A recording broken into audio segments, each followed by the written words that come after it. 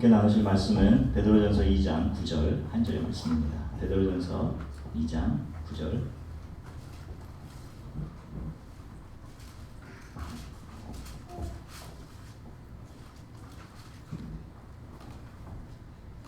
찾으셨으면 하나님의 말씀을 저와 여러분들이 함께 한 목소리로 읽으시겠습니다. 그러나 너희는 택하신 족속이요 왕 같은 제사장들이요 거룩한 나라요 그의 소유된 백성이니 그는 너희를 어두운 데서 불러내어 그의 기이한 빛에 들어가게 하신 이에 아름다운 너를 선포하게 하려 하시니라. 아멘. 잠시 기도하겠습니다. 사랑해 주님 감사합니다. 저희들이 주님께 올려드린 찬양들, 하나님 우리에게 신실하신 하나님이십니다. 또 우리의 믿음은 우리의 생각을 넘어서 우리가 하는 모든 것을 넘어 믿음의 눈으로 모든 것을 바라봅니다 라고 고백하는 어린아이들의 고백의 찬양들을 주님께 올려드렸습니다. 그리고 이제 저희가 하나님의 말씀을 또 잠잠히 기다립니다. 이 말씀을 듣고 우리 삶을 바라보며 또 하나님의 말씀대로 살아가고자 하는 한 주간 또 우리의 평생의 삶이 되도록 하나님께서 도우시기를 간절히 소망합니다. 아멘. 감사드리며 예수 그리스도 이름으로 기도드립니다. 아멘. 할렐루야. 아멘. 자, 여러분 한 주간 동안 잘 지내셨습니까? 오늘 저희들에게는 참으로 좀 감사하고 감격적인 그런 또 주일입니다. 여러분들과 부족한 저를 한 교회 안에서 이 세상에 수많은 사람들이 있음에도 불구하고 우리 조한의 교회 안에 이렇게 불러주셔서 함께 주를 알아가게 하시고 우리가 잘 모르고 희미하지만 우리에게 주신 사명들을 향해 함께 달려가도록 이렇게 한 교회로 불러주신 것, 그것이 너무도 참 귀한 일입니다. 오늘 특별히 1년 전 8월 10일이었죠. 1년 전 그 주일에는 기억나는 사람들이 참 많이 있습니다. 같이 울어주고 웃어주었던 그런 지체들, 또 이 자리에 있지만 또 지금 이 자리에 없는 그런 형제 자매들도 있는데 많이 보고 싶고 또 그립고 그래요. 제가 지난주에는 뭐 우스갯소리로 그런 소리를 했습니다. 배구공을 하나 사서 거기다 좀 얼굴이라도 좀 그려놓고 좀 대화라도 하고 싶다. 같이 있었던 그 지체들, 한국으로 간 지체들 생각하면서 그런 얘기 뭐 우스갯소리도 했었는데 하여간 너무도 감사합니다. 원래 1년 동안 부족하고 또 무능하고 연약한 목회자와 함께 해주시고 격려해주고 또 신뢰해 주셨던 성도님들께 감사드리고요. 돌아보면 많은 밤들을 부족하고 미련한 이 목사가 이 교회와 성도들을 잘 섬길 수 있을까 했던 많은 밤들이 있었는데 제가 사실 잘 못합니다. 여러 가지로 뭐 탁월하게 성경을 잘 풀어서 좋은 언변으로 설교를 할 그런 능력도 많이 부족하고 늘 잘 부족한 자신으로 인해서 자신감 잃어버릴 때도 참 많이 있고 그렇지만 하나님 앞에 정직하고 겸손한 종이 되도록 또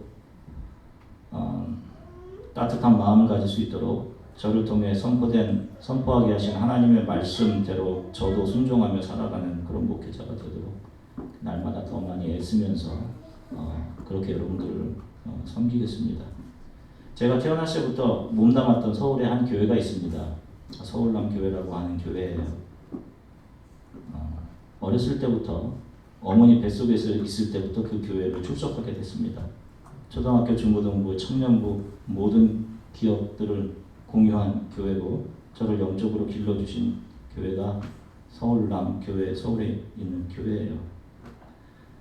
직장생활을 하다가 목회의 사명을 받고 신학대학원을 들어가게 되어서 처음으로 전도사로 사역하게 된 곳도 바로 그 서울남교회, 제가 자라났던 교회였습니다. 병이 들어서 병원에 있을 때 정말로 수많은 권사님들과 어르신들이 병원을 방문해 주시고 격려해 주시고 위로해 주셨던 곳도 그곳이었어요. 그곳에 2005년도에 제가 그곳을 떠나서 이제 아이오와로 왔는데 떠나면서 그 마지막 예배에서 그 교회 성도님들과 약속했던 기억이 납니다. 어느 곳에 있든지 더 겸손하고 좋은 목사가 되겠습니다 라고 약속해서 떠나와서 지금 10년이 지났어요. 저의 모습이 참 많이 부끄럽습니다. 그래서 어떨 때는 예배드리러 오기 전에 이거 티핀이 아니라 다른 곳으로 도망가고 싶은 마음이 들 때도 있고 그렇습니다. 그럼에도 불구하고 지난 1년 하나님께 너무 감사합니다. 옆분들과 좀 인사를 잠깐 나눴으면 좋겠습니다. 열심히 서로 격려하면서 같이 신앙생활 해나갑시다. 우리 이렇게 좀 서로 인사를 좀 했으면 좋겠습니다. 서로 격려하면서 우리 같이 신앙생활 잘 해나갑시다. 이렇게. 아멘. 자, 오늘 특별히 교회의 직분 중에 하나인 제사장의 직분에 대해서 하나님의 말씀을 간단하게 좀 짧게 나누겠습니다. 오늘 본문에서와 같이 성경은 주 예수 그리스도께서 십자가에 죽으시고 화목의 직분을 감당하신 이후 이 땅을 살아가는 거듭난 성도들에 대해서 너희는 왕같은 제사장이다 이렇게 이야기합니다. 오늘 본문이 그 이야기를 하고 있는데요. 다시 말해서 이 땅의 모든 교회와 크리스찬들은 소위 만인 제사장이다 라는 것입니다. 저와 여러분들이 다 제사장이에요. 자, 그런데 이 말이 조금 왜곡하기가 아주 쉬운 말씀이기도 해요. 이 말씀이 왜곡되어서 오히려 기존 교회를 비판하는 도구로 사용되는 경우도 있습니다. 이런 경우가 참 마음이 아픈 경우인데 혹시나 해서 말하지만 여러분, 우리가 성경적으로 교회에 대해서 이야기할 때 교회론이라고 얘기하는데 교회에 대해서 이야기할 때는 보이는 교회와 보이지 않는 교회를 동시에 이야기합니다. 요한계시록 7장에서 보여주는 것이 바로 그런 모습이죠. 요한계시록 전밥 7장 전반부가 지상에서 열심히 전투하는 교회의 모습을 보여주고 7장 이후는 그 이후에 우리가 하나님 나라에서 받게 될 영광스러운 천사 교회의 모습을 보여줍니다. 이거와 같이 이 교회로는 두 가지를 동시에 이야기하지 눈에 보이지 않는 교회만 이야기하는 것이 아닙니다. 나는 보이지 않는 교회만 진실된 교회라고 믿는다라고 하는 것은 잘못된 것입니다. 교회론적으로 처음부터 접근이 잘못된 것입니다. 보이는 교회에 서서 선한 싸움을 한 자들이 장차 그들이 들어가게 될 영광이 바로 보이지 않는 교회의 영광인 것입니다. 그렇기 때문에 이 땅을 살아가는 동안 보이는 교회를 생각하지 않고 보이지 않는 교회의 영광을 취할 수 없다는 이야기를 했습니다. 자, 오늘 본문은 신약시대를 살아가는 우리들이 이 시대의 제사장이다라고 이야기합니다. 그것도 왕같은 제사장이에요. 먼저 우리가 계속해서 계시록을 살펴본 것처럼 지금은 우리들이 살아가는 이 시대는 신약시대, 교회시대, 예수 그리스도께서 교회에 주신 하나님의 왕권을 가지고 이 세상 속에서 사탄과 마귀와 영적인 싸움을 하는 시기입니다. 그리고 교회가 땅끝까지 오지까지 나아가 복음을 듣지 못한 사람들에게 복음을 증거하고 예수 그리스도의 사랑을 증거하는 사명을 완수하는 시기가 지금 이 교회 시대입니다. 왕같은 제사장이라는 의미는 하나님의 왕권을 받은 왕권을 받은 교회 이런 의미입니다. 자, 그러면 제사장은 어떤 의미를 가질까요? 어떤 사람들은 이 본문이 모든 성도들이 다 제사장이기 때문에 특별히 목회자라는 직분도 필요 없고 장로도 필요 없고 집사도 필요 없고 이렇게 이야기하면서 무교회주의를 주장하는데 이 본문을 사용하기도 합니다. 나도 제사장이니까 직분이 필요 없는 것입니다. 기존 교회에 속하지 않고 자기 혼자 신앙생활하는 것을 정당화하는 말씀으로 오용하는 일들이 생깁니다. 다시 한번 말씀드리지만 여러분, 신앙생활이라는 것은 내 주관이나 내가 하고 싶은 대로 하는 것이 아니에요. 여러분, 사람의 속성상 자기 하고 싶은 대로 신앙생활하면 대부분 예수 그리스도의 가르침과 더 멀어지게 되어 있습니다. 자기 자신을 합리화하기 위해서 성경을 재해석하고 상황에 맞지 않거나 자신의 학문적인 욕구를 채우기 위해서 조금 더 가책 없이 성경의 일부분을 잘라내기도 하고 이것이 나중에 후대의 성경에 삽입된 것이다. 이런 이야기를 하는 일들이 생긴단 말입니다. 이것은 예수 그리스도를 따르는 바람직한 자세가 아닌 것입니다. 만인 제사장이라고 이야기하는데 이것은 교회 성도들의 역할을 이야기하는 것이지 개개인의 자격이나 신분을 이야기하는 것이 아닙니다.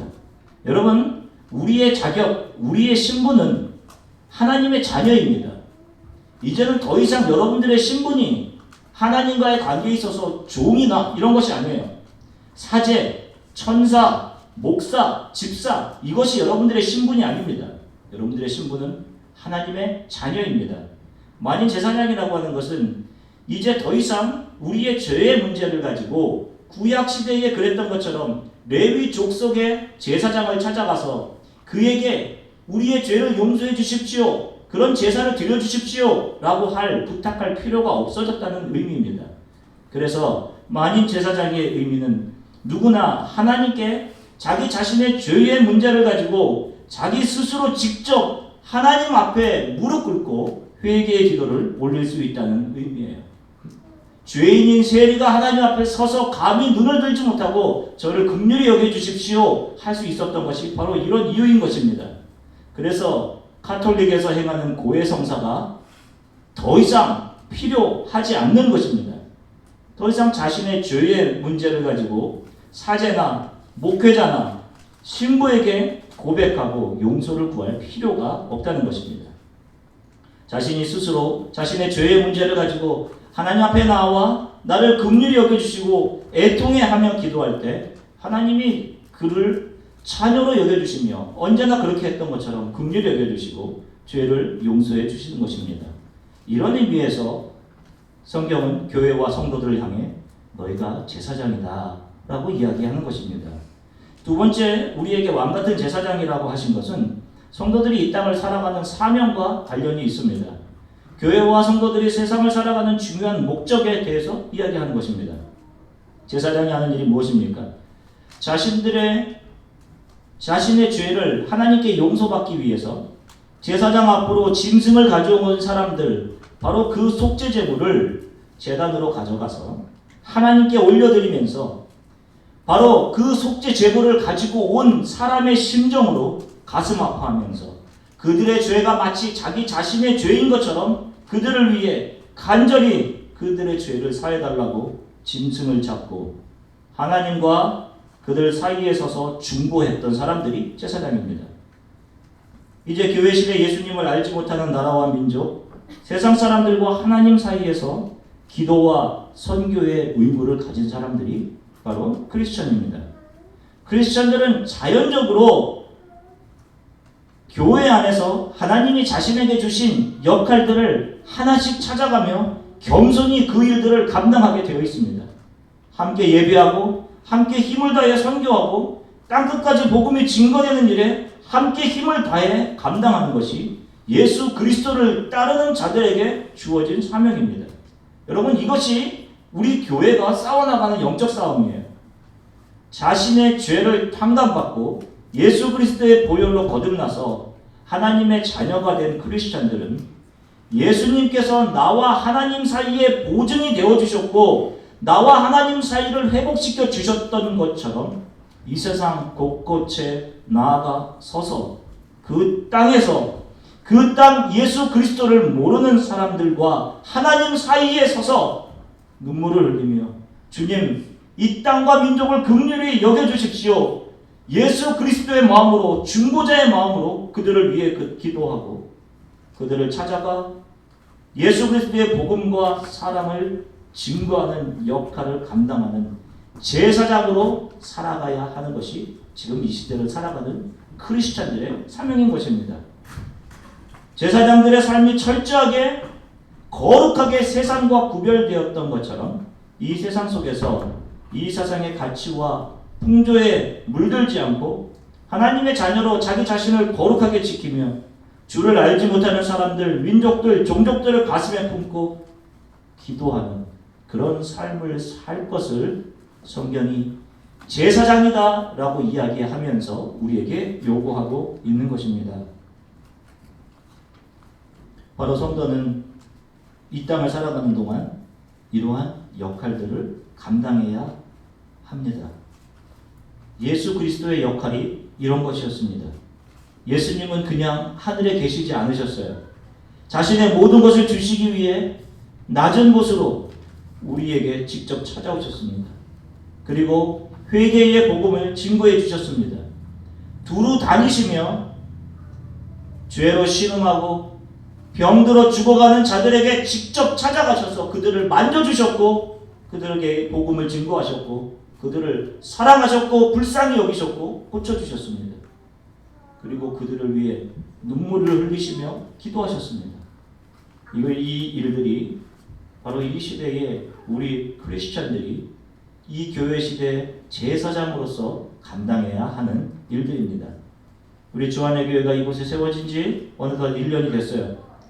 돌아보니 참 많은 일들이 있었습니다. 특별히 선교를 위해서 저희가 많은 일들을 했어요. 많은 성도님들이 수고해 주셨습니다. 음식 바자를 했고 떡 바자를 했어요. 일을 찻집을 했습니다.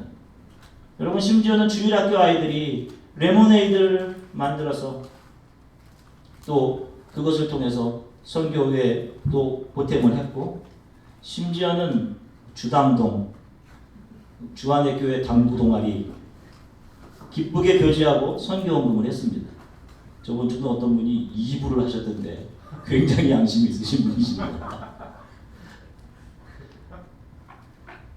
여러분들이 여러 가지로 물질로 또 섬김으로 기도로 함께 해주셨어요. 또 14명의 성도들이 시간을 내어서 또 캄보디아 라다나끼리를 다녀왔습니다.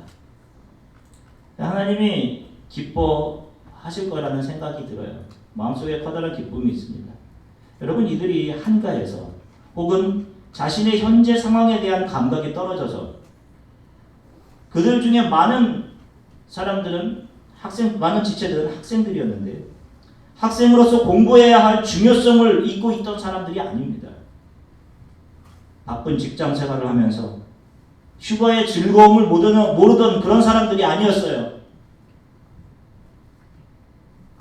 14명의 사람들, 내가 무엇을 하고 있든지 주 예수께서 나를 부르신 그 부르심의 목적이 더 귀함을 알기에 자기의 시간을 드리고 또 아까운 시간을 쪼개고 해서 그곳에 간 것입니다.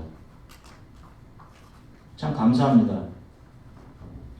지난주에는 파푸아뉴기니로 이제 8월 말에 떠날 앤드류와 엘리자벳 선교사님들 가족들을 인사하며 보냈습니다. 그리고 4년 동안 저희는 후원할 것입니다. 기도하면서 1년을 되돌아보니 선교의 흔적들이 있어서 감사하고 서로를 이해하고 격려하고 배려하는 노력들이 있었기에 감사합니다. 물론 부족한 모습들도 많았을 것입니다. 그러나 우리는 그것을 숙제로 우리 각자의 어깨에 떠안을 것입니다. 앞으로 우리 교회는 계속해서 겸손히 주께서 부탁하실 선교의 일들을 감당할 거예요. 허락하시는 대로 하나님께서 우리에게 연결시켜 주시는 선교사님들, 특별히 오지에서 자녀들 때문에 하나님 앞에 기도하면서 애쓰시는, 그럼에도 불구하고 선교를 위해 애쓰시는 선교사님들을 도울 것입니다. 저와 여러분들이 함께 우리 주안의 교회가 달려가는 이 길이 제사장의 길이 될 수 있기를 간절히 축원합니다. 저와 여러분들의 삶에 민족과 나라와 주를 모르는 사람들을 위해 눈물로 기도했던 흔적들, 그들에게 찾아가서 굵은 땀 흘리고 헌신했던 그런 흔적들로 채워지는 그런 삶을 살아가게 되시기를 주 예수 그리스도의 이름으로 간절히 축원합니다. 우리 잠시 함께 기도하겠습니다. 함께 기도하겠는데요. 하나님, 제가 이 세상에 대해서 제사장의 역할을 감당하게 해주십시오. 여러분 크리스찬